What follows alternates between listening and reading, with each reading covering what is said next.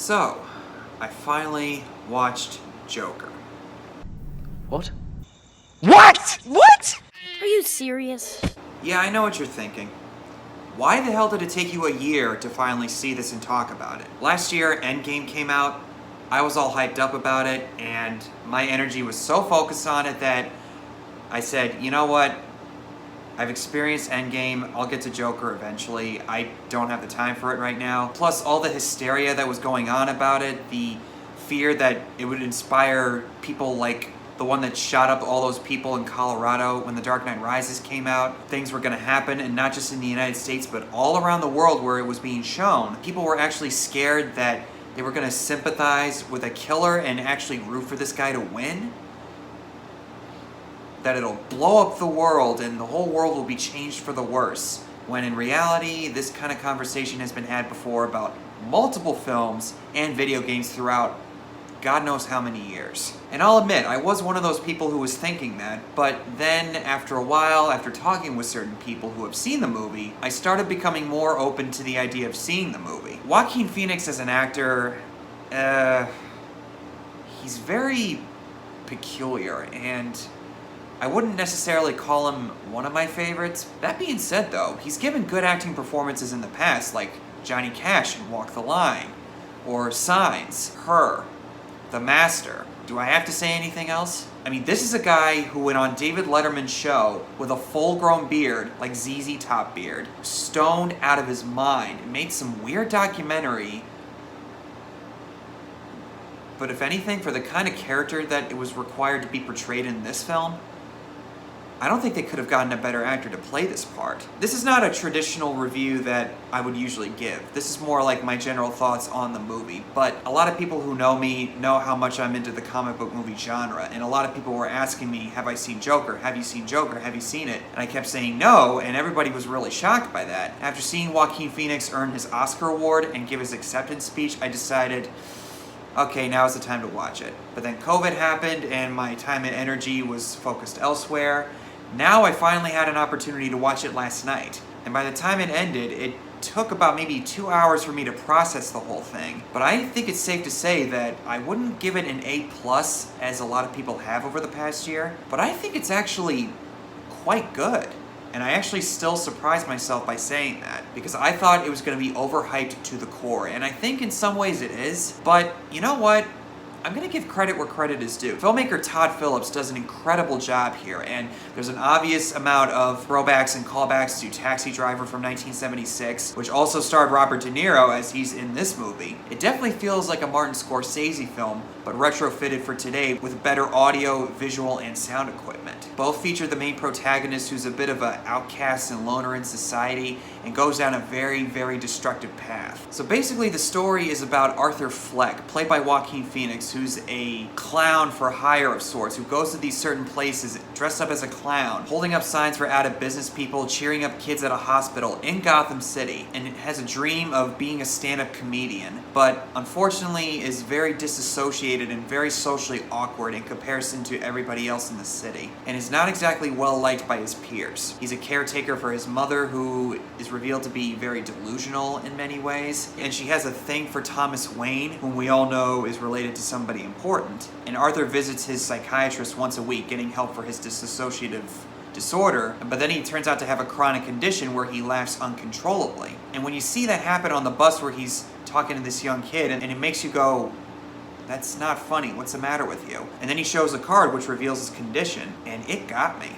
It really did, especially when he does it throughout the rest of the movie. And I think this movie does a good job of making you sympathize with Arthur while showing you at the same time how destructive his path really is. It doesn't make you want to root for this guy. In a way, maybe it kind of does, but it also shows you that this is what happens more than likely every day when we ignore the outcasts of society, and if we push them far enough, odds are they're going to explode. And that's a more realistic portrayal of what a person could go through if he or she is put into that situation. In fact, the whole vibe of this movie has a very off-kilter psychological feel to it. And going into the movie, given its R rating, I was expecting the violence to be very prevalent, but To my surprise, it was nothing like that at all. It's definitely there when he kills those 3 thugs on the subway and stabbing that poor guy in the neck with his scissors. Let's face it, that was pretty gruesome.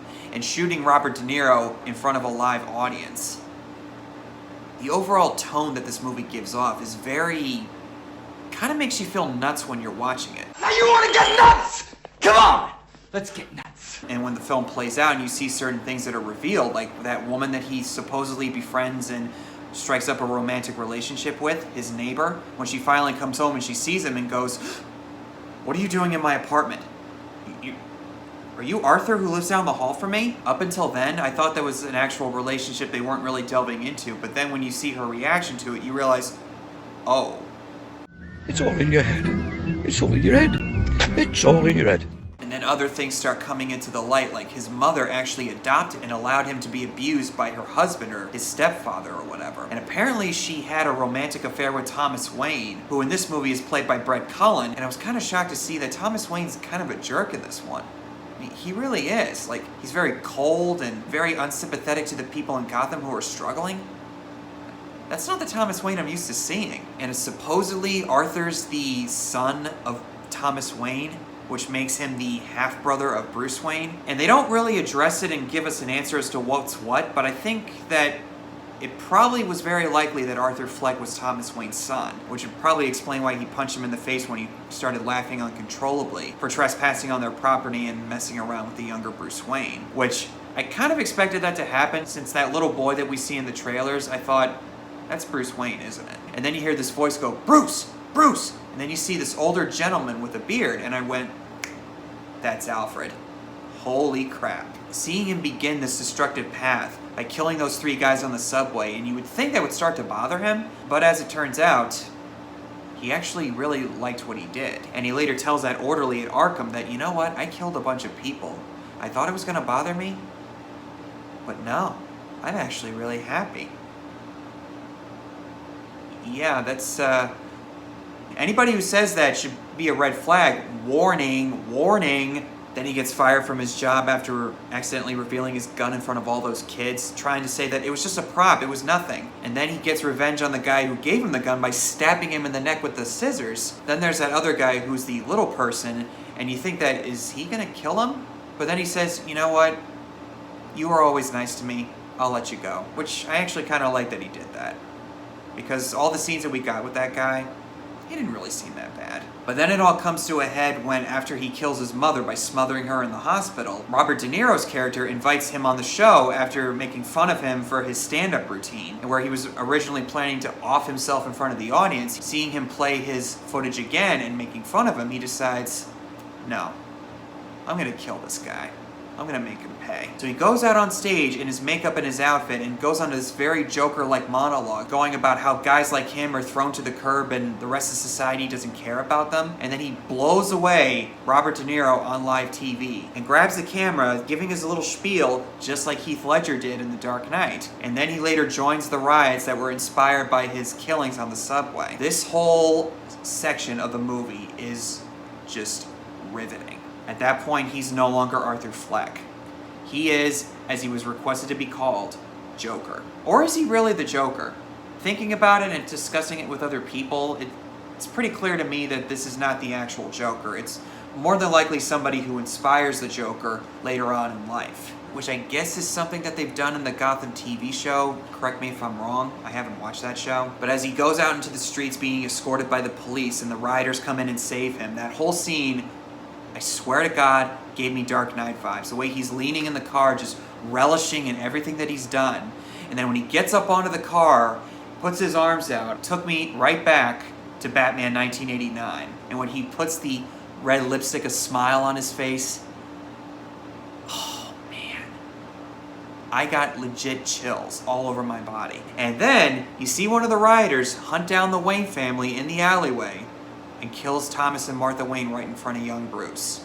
which I guess in a way it had to be there in order to remind us of that hero-villain dynamic that we all know and love, because we all know the history of what happens after that. But still, it was cool to see that death portrayed through a different set of eyes as opposed to Chris Nolan, Tim Burton, or Zack Snyder even. My only real issue with the movie is its ending. I think it's a little too drawn out. He's sitting in this room with a new therapist, and he starts laughing once again, and the therapist asks him, "What's so funny?"